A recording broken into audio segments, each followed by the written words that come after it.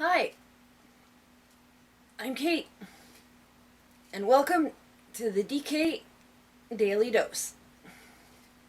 Hi, everybody. I'm Kate, and I'm here with Richard Wong, who's going to be one of our guests at Ottawa Geek Market this April. We're really excited, and welcome for coming. Thank you. Thanks for coming, Richard. I'm Mystery, one half of Mystery Style Cosplay, and I've been doing this since May 2012. Again, I'm old. So tell us how you got started in cosplaying. Okay, so way back when Ottawa Comic Con first got announced, they said Patrick Stewart was coming. And I wanted to meet Patrick Stewart more than anything in the world. I'd never been to a convention before.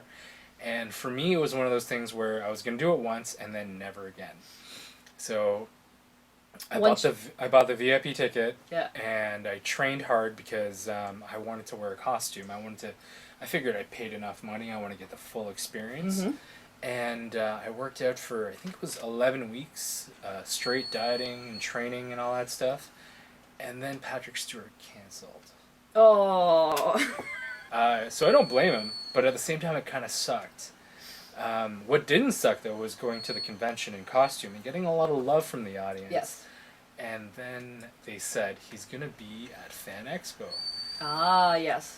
So I went again, and at that point, I was addicted. And Fan Expo's a big show. It is a big show.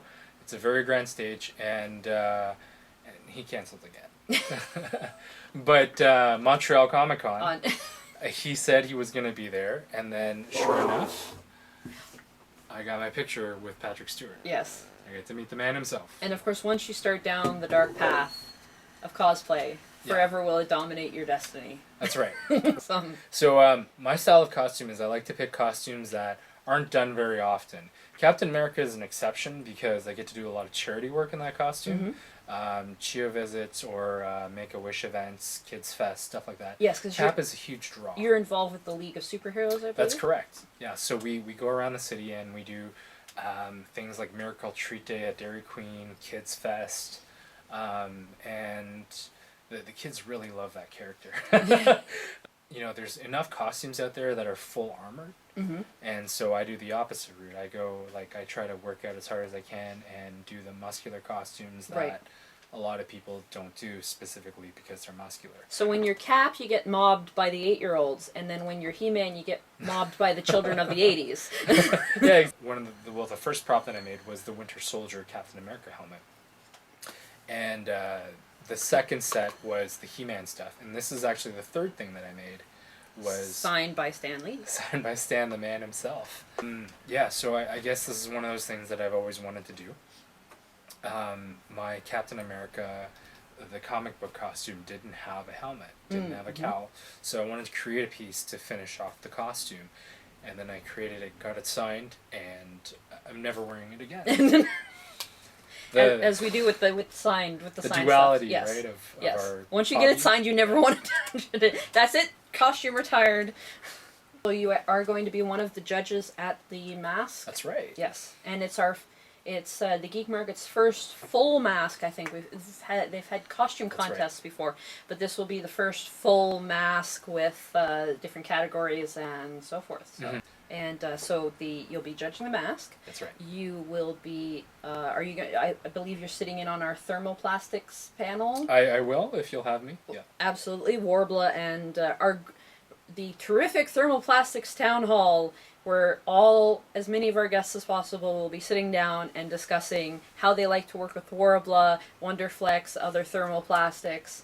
I think you definitely deserve to be on our panel. This one might not be there. I'll have a variety of different props there, and hopefully, if you have a similar project in mind, I can answer any questions on how I would do it. There's no right or wrong way to do it necessarily. It's based on your budget, your skill set, and sort of what you're comfortable doing. I have a method for how I like to work with Warbla, and I have friends who do it very differently.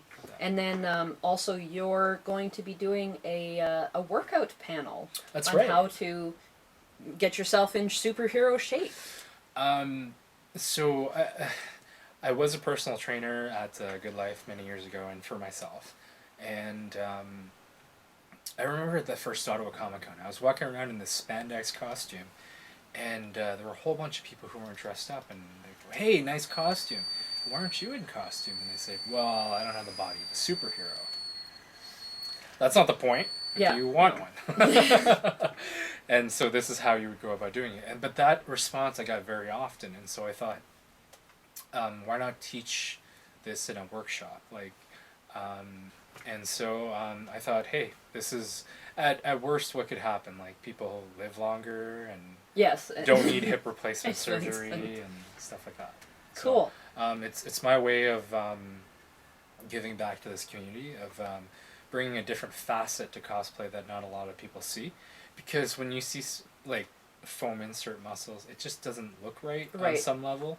You know, props for wearing the costume, but you know, as long as you're in cosplay and having fun, who cares? Yes. But if you don't want to use foam insert muscles, like myself, how do you go about doing that? So you're actually going to, I think you're actually going to show me a couple moves that... Yeah, let's go about that. Richard, you're going to show us some superhero moves today. Yeah, so one thing that's very evident when you look at all superheroes is they have a very defined set of arms and shoulders. Chris Evans and Hugh Jackman, as Thor and Wolverine, obviously have tremendous upper bodies. Mm-hmm. And one thing that they do a lot of is arm and shoulder work. Right.